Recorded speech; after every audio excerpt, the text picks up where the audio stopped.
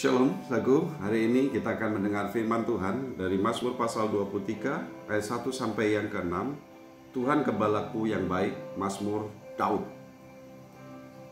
Saudaraku, ketika membaca Mazmur ini, bahkan menyanyikannya, Tuhan adalah gembalaku yang baik, saya teringat dengan apa yang dikatakan oleh Tuhan Yesus dalam Yohanes pasal 10 ayat 11. Akulah gembala yang baik. Gembala yang baik tahu memberikan nyawanya bagi domba-dombanya. Memang saudaraku, ketika kita mengatakan Tuhan adalah gembalaku, hati kita bisa menjadi teduh karenanya, tenang, penuh damai sejahtera, karena pasti gembala itu memelihara kita, tahu mencukupi kita, tahu menyediakan apa yang kita butuhkan. Saat kita kekurangan, kita tidak perlu khawatir. Dan saat ada ancaman yang bisa membunuh kita, yang bisa membuat kita terluka, gembala siap untuk menolong.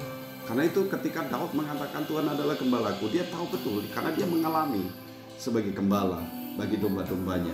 Tuhan adalah gembalaku adalah pujian bagi seluruh orang Israel. Dia mengakui bahwa Tuhanlah gembala kita. Dan karena itu Israel menyebut dirinya sebagai domba-dombanya Tuhan. Nah, hari ini apakah kita juga siap? Ketika kita mengatakan Tuhan adalah gembalaku, itu berarti kita harus menjadi dombanya Tuhan.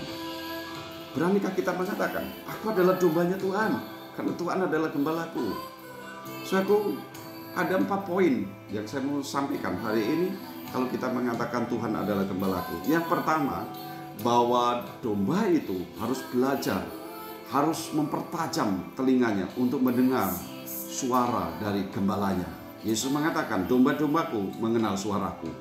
Jadi saudaraku, firman Tuhan ini mengajar kita untuk mempertajam pendengaran kita akan suara Tuhan. Jangan dengarkan yang lain, abaikan yang lain. Domba itu tahu betul siapa gembalanya. Walaupun ada banyak gembala di padang belantara itu, di padang pengembalaan itu, tapi ia tahu betul gembalanya, suara gembalanya. Kenali dia, kenali suara dari gembalamu, Tuhan. Itu yang penting. Pertajam setiap pagi, pertajam pendengaran saudara akan suara Tuhan.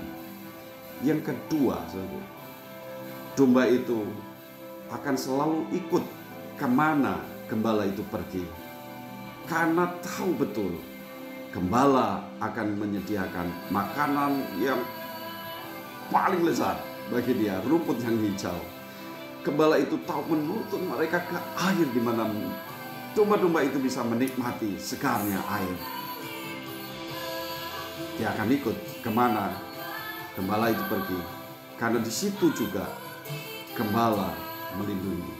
Yang ketiga, saudara, bahwa domba itu siap dan selalu ingin dekat dengan gembalanya, karena di situ perlindungan.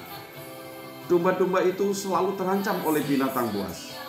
Tetapi kalau ia dekat dengan gembalanya, tongkat gembala itu siap menghadang binatang-binatang liar yang siap menerkamnya.